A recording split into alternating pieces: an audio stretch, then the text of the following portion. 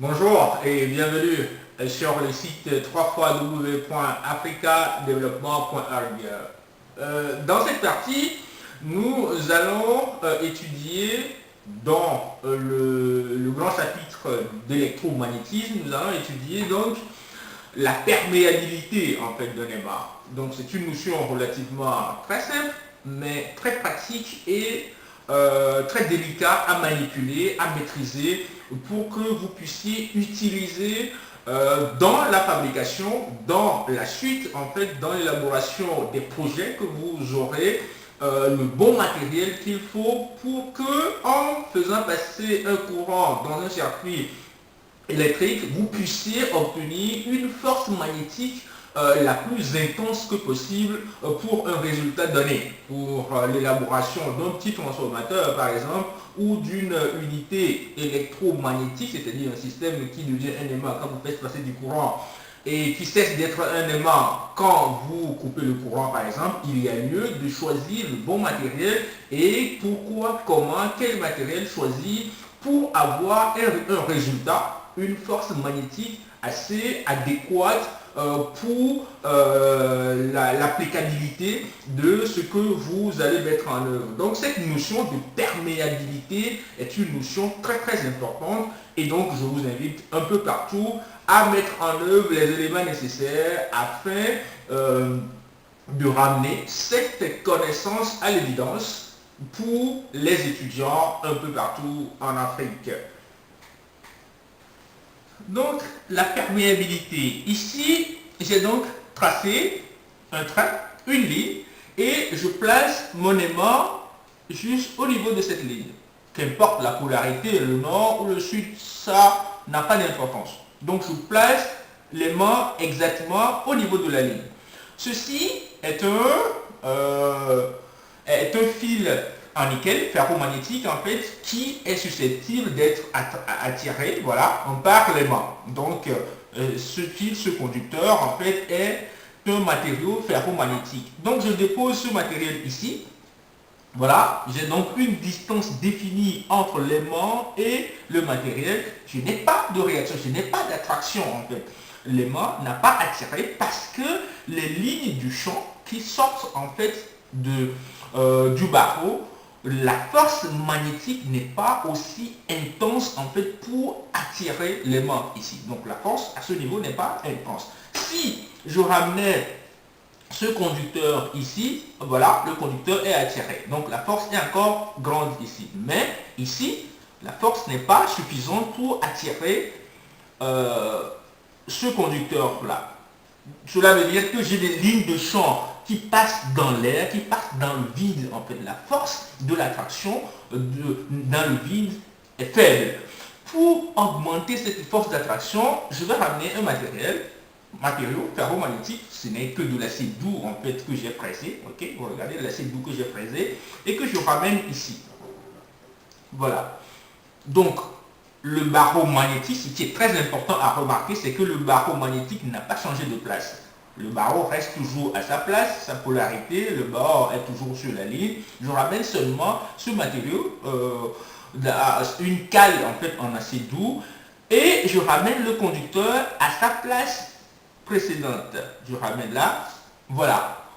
Le conducteur est attiré. Donc j'enlève le conducteur et je ramène à l'endroit où je l'avais mis avant. Le conducteur est attiré. Qu'est-ce qui s'est passé? Qu'est-ce qui se passe réellement?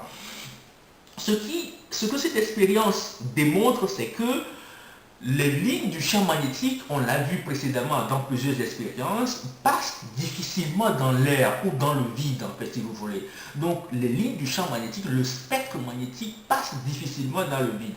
Mais, cette ligne du champ magnétique, cette force électromagnétique passe beaucoup plus facilement dans des conducteurs comme l'acier ou un fer doux par exemple. Vous avez la même chose ici, un fer doux par exemple. Donc la présence d'un acier ou d'un fer doux densifie, augmente, donne beaucoup plus de puissance et concentre les lignes du champ. Et ces lignes du champ deviennent beaucoup plus importantes. En fait, tout se passe comme si le fer doux ou l'acier qui est un vecteur, un véhicule en fait du champ magnétique, se comporte très exactement comme un conducteur pour un électron.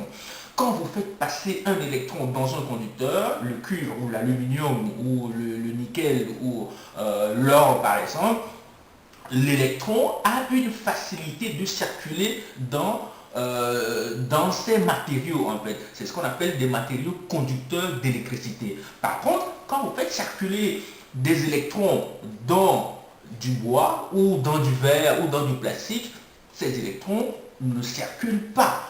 C'est pratiquement la même chose que nous avons ici. Donc les électrons ici, ce sont des lignes du champ et le support des lignes du champ ici qui est de l'acier doux. De l'autre côté, dans le domaine de l'électricité, le support qui véhicule les électrons, c'est plutôt les conducteurs, le cuivre, l'aluminium par exemple. Ce qui veut dire que l'électricité a un parallélisme avec le magnétisme. La notion de perméabilité est très importante. Il y a lieu donc de choisir le matériau nécessaire pour que les lignes du champ soient renforcées afin que vous puissiez avoir un résultat conséquent. Voilà cette expérience. Première expérience pour la perméabilité.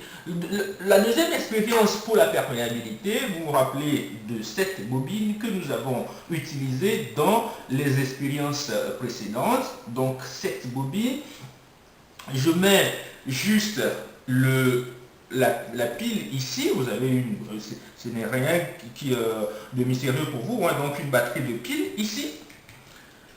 Et une bobine, je mets donc la polarité, le plus ici et le moins là. Donc j'ai ici un aimant. J'ai un aimant. Le fait de passer du courant donc, dans ce solénoïde, dans cette bobine, transforme en fait cette bobine en un aimant. Mais en réalité, je n'ai aucun phénomène, à moins que je ramène une boussole, on l'a vu dans le passé. Je ne sais pas si les phénomènes magnétiques se rencontrent réellement. Quand je mets ce conducteur ici, il n'y a pas d'attraction.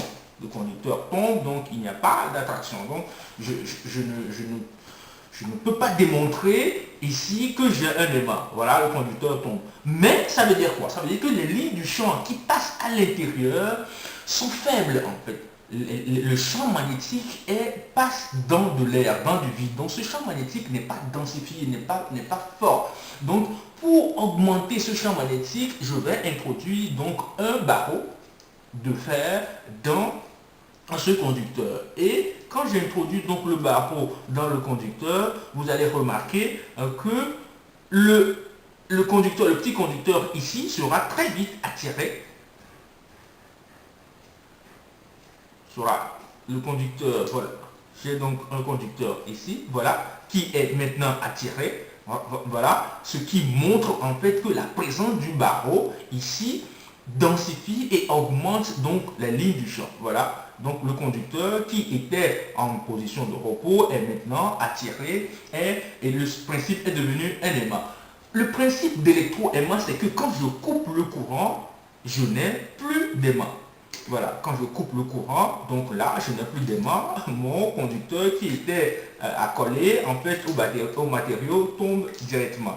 Quand je referme le circuit, voilà, j'ai de nouveau un aimant, c'est ce qu'on appelle un électroaimant. C'est d'ailleurs par ce principe en fait qu'on fabrique les aimants permanents.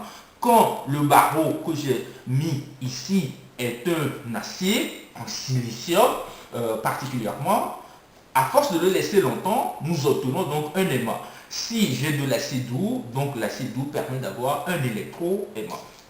Voilà ce principe qui vous permet de comprendre cette notion de perméabilité en fait. Nous allons voir concrètement dans quelle mesure on utilise cette notion de perméabilité, quelles sont les particularités du matériau à mettre ici afin d'obtenir une force magnétique la plus intense que possible.